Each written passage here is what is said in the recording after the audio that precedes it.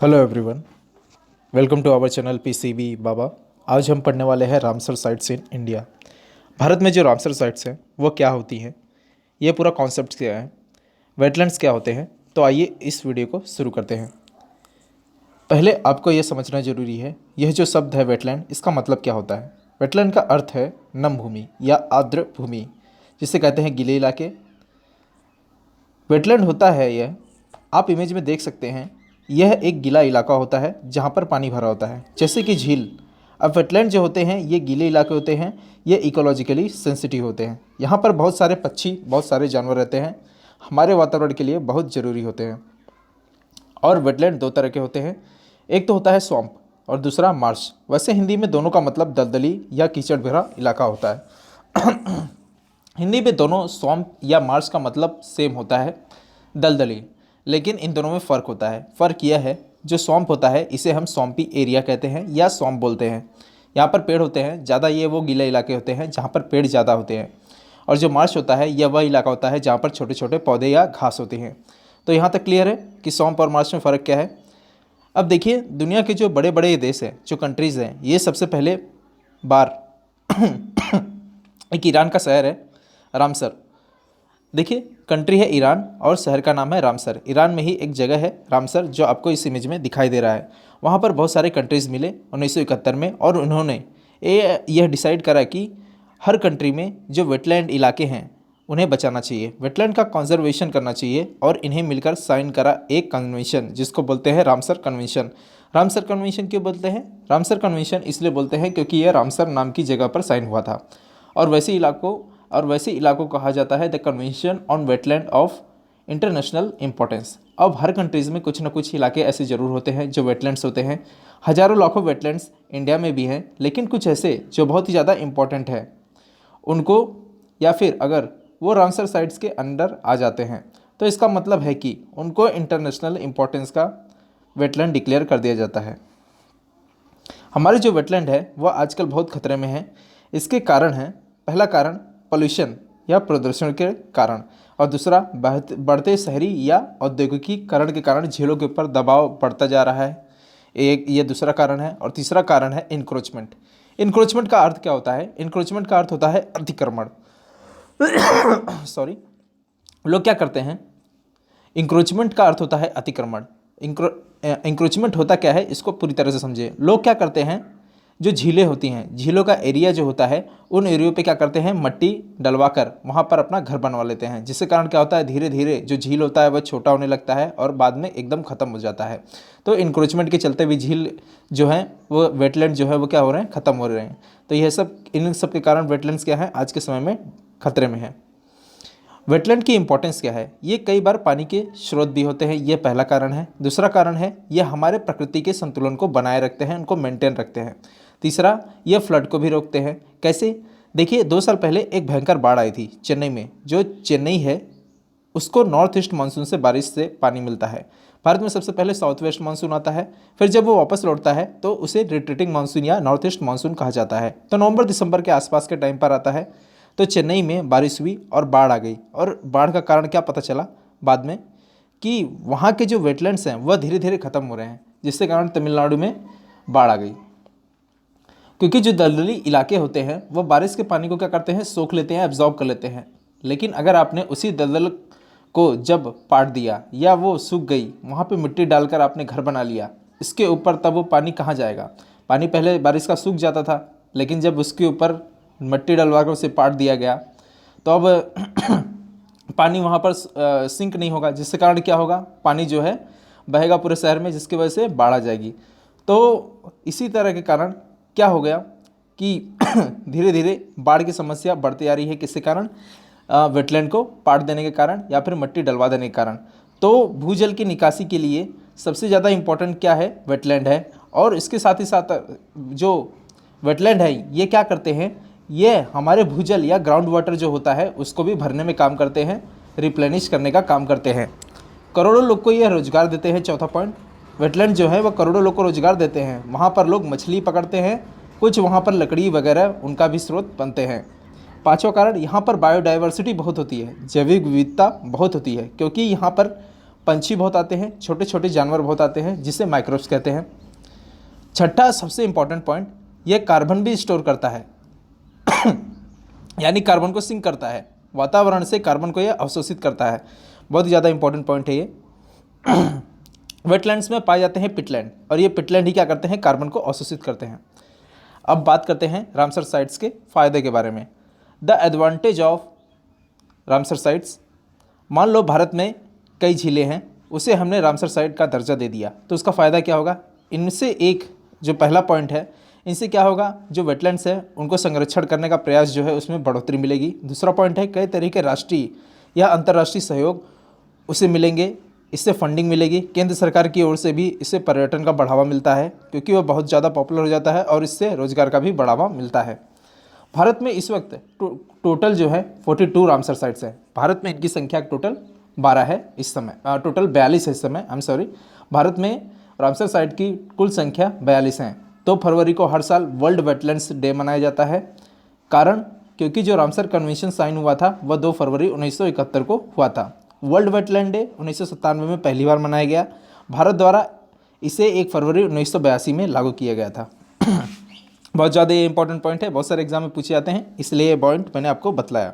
आगे चलते हैं। तो सबसे पहले रामसर साइट्स इन उत्तर प्रदेश। उत्तर प्रदेश से कुल 8 रामसर साइट्स हैं, सबसे ज़्यादा रामसर साइट उत्तर प्रदेश में है, तो इनको हम लोग एक एक करके देखते हैं। पहला है नवाबगंज पक्षी विहार, इसका नाम शहीद चंद्रशेखर आज़ाद बर्ड सेंचुरी भी है। यह उन्नाव जिले में है, यहाँ पर हिरन बहुत देखने मिलते हैं। दूसरा जो है वह है पार्वती अर्घ पक्षी अभ्यारण्य। ये एक्चुअली 2 है, एक है पार्वती और दूसरा है अर्घ। पार्वती झील और अर्घ झील ये दोनों गोंडा जिले में हैं, और पार्वती और अर्घ जिले के बीच में अंतर है 1.5 किलोमीटर का, और ये दोनों भी क्या हैं, रामसर साइट से दोनों मिलाकर एक ही है। अब बात करते हैं तीसरी की, जो है समन पक्षी अभ्यारण्य, यह मैनपुरी में आता है। चौथा समसपुर पक्षी अभ्यारण्य, यह रायबरेली में है। पाँचवा है सांडी पक्षी विहार, यह हरदोई जिले में है, इसे पहले दहर झील भी कहते थे। छठा जो है वह है ऊपरी गंगा नदी, जिसको अपर गंगा रिवर भी बोलते हैं। यह गंगा नदी जो ब्रिज घाट से नरोरा तक जाता है, उसी जगह को अपर गंगा रिवर या ऊपरी गंगा नदी कहते हैं। नरोरा जो है वह फेमस इसलिए भी है क्योंकि वहाँ पर न्यूक्लियर पावर प्लांट भी है। ऊपरी गंगा नदी इसलिए भी फेमस है क्योंकि यहाँ पर डॉल्फिन भी मिलती है, और यहाँ पर विशेष मगरमच्छ भी मिलते हैं जिसे घड़ियाल कहा जाता है। सातवां सुर सरोवर झील। सुर सरोवर झील जो है, यहाँ पर पक्षी अभ्यारण्य भी स्थित है। इसके भीतर एक झील भी है जिसे कीथम झील के नाम से भी जाना जाता है। यह उत्तर प्रदेश के आगरा में यमुना नदी के किनारे स्थित है। सुर सरोवर झील को कीथम झील भी कहते हैं। आठवां जो वेटलैंड या फिर रामसर साइट्स है उत्तर प्रदेश में, उसका नाम है सरसई नवर झील। ये इटावा में है।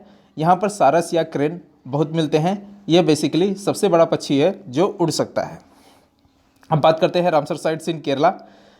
केरला में कुल 3 रामसर साइट्स हैं। पहला है वेम्बनाड कोल झील, यह भारत की सबसे लंबी झील है, और इस झील में नेहरू बोट रेस भी होती है। केरल में जो नाव की रेस होती है वह इसी झील में होती है। यह कोच्चि, एर्नाकुलम और अलापुझा जिले में है। यहाँ पे देखिए अलापुझा जिले, जो मैंने बोला, अलापुझा जिले को वेनिस ऑफ द ईस्ट बोला जाता है। पूर्व का वेनिस कहा जाता है केरल के अलापुझा शहर को। अब बात करते हैं दूसरा रामसर साइट्स केरल का, जिसे कहते हैं अष्टमुड्डी झील, यह कोल्लम में है। और तीसरा जो है वह है सस्तमकोट्टा झील, यह भी कोल्लम में है। तो रामसर साइट्स केरला में टोटल 3 हैं, वेम्बनाड, अष्टमुड्डी और सस्तमकोट्टा। बात करते हैं Ramsar sites in Maharashtra and Madhya Pradesh. बात करते हैं पहले मध्य प्रदेश की। मध्य प्रदेश में एक ही रामसर साइट्स है जिसको कहते हैं भोज वेटलैंड। राजा भोज के नाम पर इस झील का नाम रखा गया है। राजा भोज जो है परमार वंश के राजा थे, और ये भोपाल में है रामसर साइट। बात करते हैं दूसरी की, पर महाराष्ट्र की। महाराष्ट्र में 2 रामसर साइट्स हैं। पहला है नंदुर मधमहेश्वर, यह पक्षी विहार भी है, और यह नासिक में है। यह महाराष्ट्र का पहला रामसर साइट्स है। और दूसरा जो है वह है लोनार लेक। यह बहुत ही ज़्यादा इंपॉर्टेंट है, बहुत सारे एग्जामों में पूछा जाता है। क्यों पूछा जाता है, कारण भी बताता हूँ। यह महाराष्ट्र के बुल्ढाना जिले के लोनार में स्थित है, और इसका निर्माण जो है एक उल्कापिंड या मीटेओर के गिरने से हुआ था। मीटेओर या उल्कापिंड के गिरने के कारण ही लोनार लेक बहुत ज़्यादा फेमस है, और इसको बार बार एग्जाम में पूछा जाता है यह कह के कि कौन सा ऐसा रामसर साइट है जो मीटेओर या उल्कापिंड के गिरने के कारण झील बना था पहले, उसके रामसर साइट्स का दर्जा दे दिया गया। तो याद रखें, ये लोनार लेक ही एक ऐसा लेक है जिसको रामसर साइट का दर्जा मिला, और यह मीटेओर या उल्कापिंड के गिरने से इस झील का निर्माण हुआ था।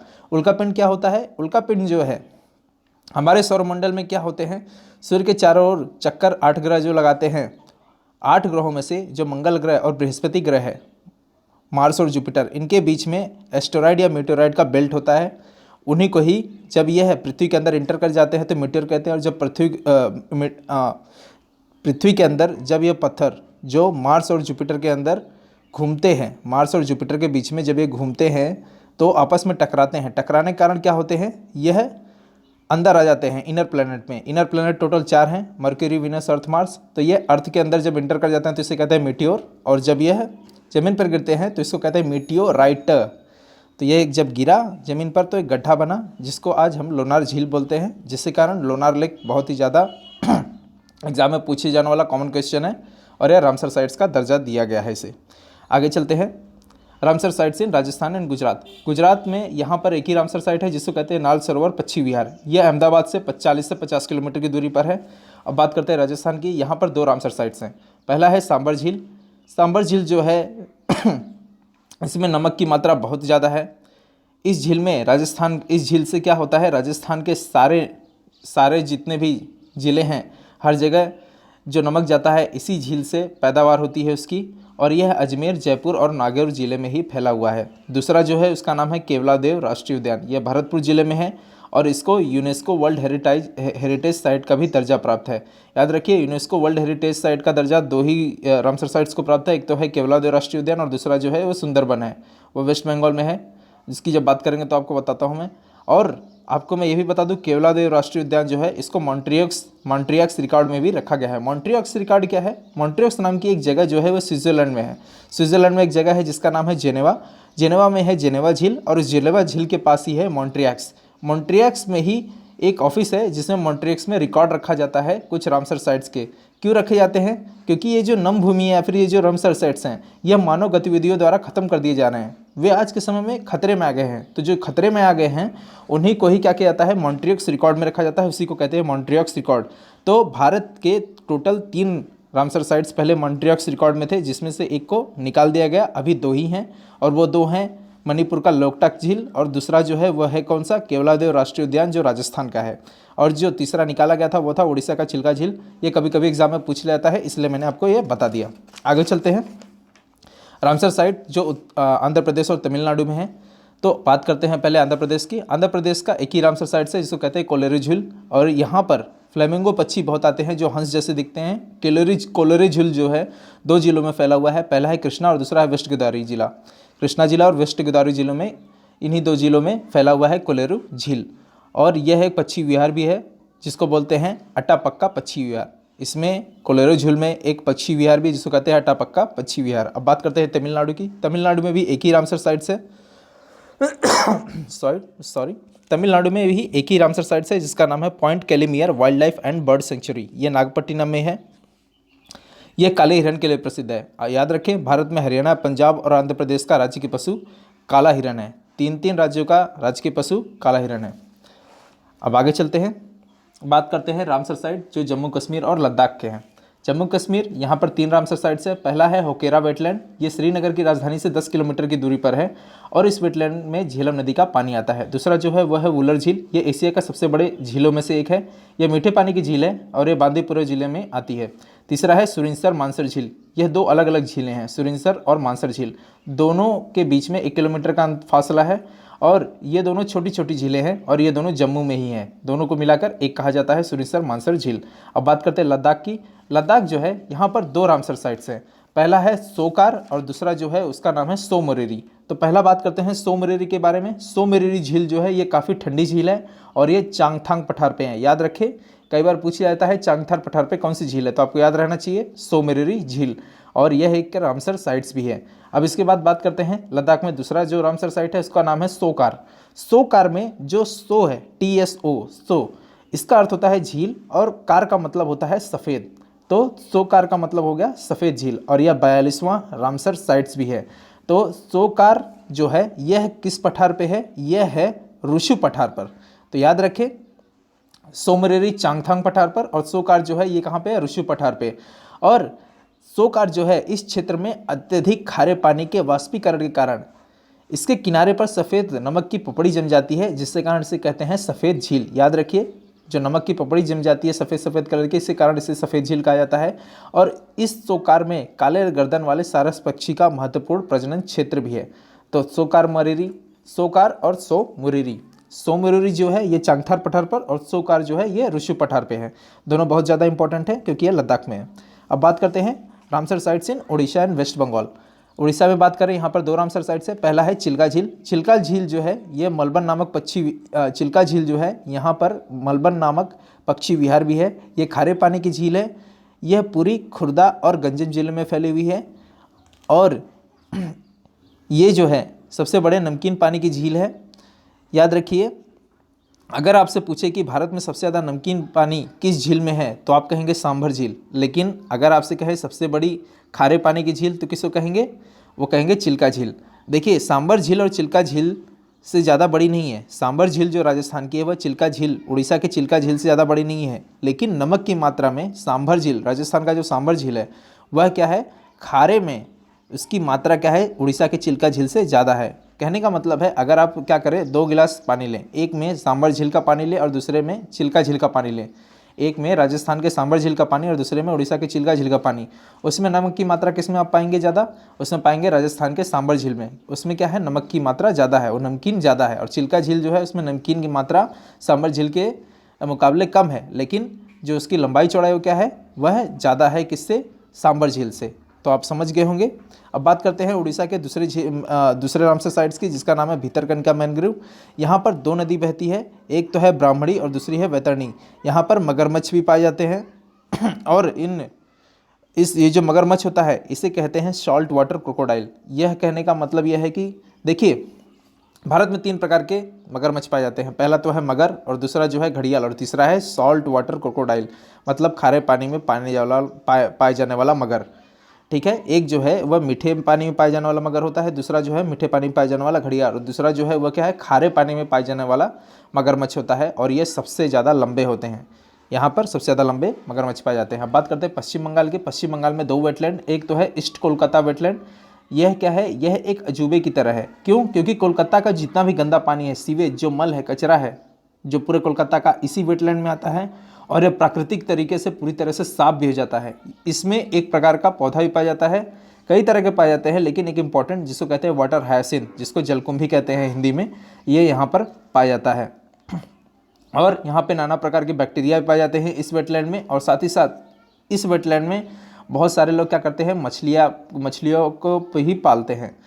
तो आज के समय में यह बहुत ज़्यादा खतरे में है, इसलिए क्योंकि इसका इंक्रोचमेंट बहुत ज़्यादा हो रहा है। अब बात करते हैं पश्चिम बंगाल के दूसरे वेटलैंड के बारे में, या फिर रामसर साइट्स के बारे में, जिसका नाम है सुंदरबन वेटलैंड। यह यूनेस्को का वर्ल्ड हेरिटेज साइट भी है, यूनेस्को का वर्ल्ड हेरिटेज साइट भी है, और ये मैनग्रोव फॉरेस्ट भी है।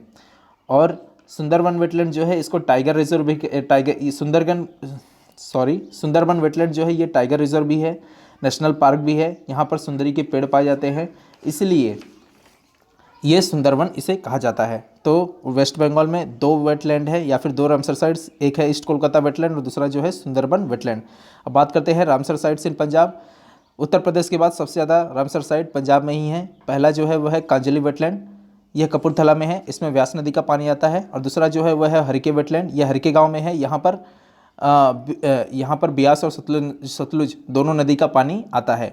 तीसरा बात करते हैं ब्यास संरक्षण रिजर्व, ये ब्यास नदी पर है, इसमें इंडस डॉल्फिन मिलती है जो भारत में कहीं और नहीं मिलती है, ये अमृतसर के पास में है। चौथा जो है वह केशवपुर मियानी कम्युनिटी रिजर्व। पांचवा जो है वह है रोपर वेटलैंड, यह सतलुज नदी का पानी इसमें आता है। और छठा जो है वह नांगल वन्यजीव अभयारण्य। ये आपने भाखड़ा नंगल का नाम सुना होगा। ये नांगल बांध का जो पानी जो है इसी को ही नांगल वन्यजीव अभयारण्य कहा गया है। क्यों? क्योंकि यहाँ पर बहुत सारे वन्यजीव आते जाते हैं। तो ये टोटल पंजाब के 6 रामसर साइट्स आपके सामने लिख दिया गया है, जिसके बारे में मैंने आपको बताया। अब बात करते हैं आगे Ramsar sites in Assam, Manipur and Tripura के बारे में। पहला बात करते हैं मणिपुर। मणिपुर में एक ही है जिसको कहते हैं लोकटक झील, जो कि मणिपुर में है। इसमें तैरती हुई चीज़ें मिलती हैं जिससे कहा जाता है फुमड़ी। तैरती हुई चीज़ें क्या है? वे ऑर्गेनिक कंटेंट हैं जिसको क्या कहा जाता है? फुमड़ी। और यहाँ पर भारत का एकमात्र तैरता हुआ नेशनल पार्क है जिसको कहते हैं केबुल लमजाओ नेशनल पार्क। यह उत्तर पूर्व की सबसे बड़े मीठे पानी की झील है। अब बात करते हैं रुद्रसागर की, जो त्रिपुरा में आती है। त्रिपुरा की जो रामसर साइट है जिसको कहते हैं रुद्रसागर झील, रुद्रसागर झील में एक नीर महल भी है। ये महाराजा वीर माणिक्य विक्रम किशोर का महल है, जिसके नाम पर अगरतला का एयरपोर्ट भी है। तो रुद्रसागर झील ये त्रिपुरा में है, जो रामसर साइट्स है त्रिपुरा का।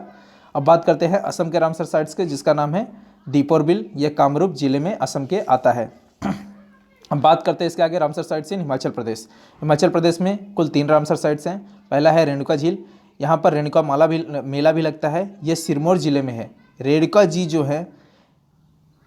झील जो है, इसमें जो रेणुका नाम है, यह रेणुका जो है भगवान परशुराम की माता का नाम था। ऐसा माना जाता है कि भगवान परशुराम जो है ये रेणुका झील के आसपास के ही पैदा हुए थे। और भगवान परशुराम जो हैं वे विष्णु के 6ठे अवतार भी कहे जाते हैं। अब बात करते हैं चंद्रताल की। चंद्रताल जो है ये हिमाचल प्रदेश के लाहौल स्पीति जिले में है।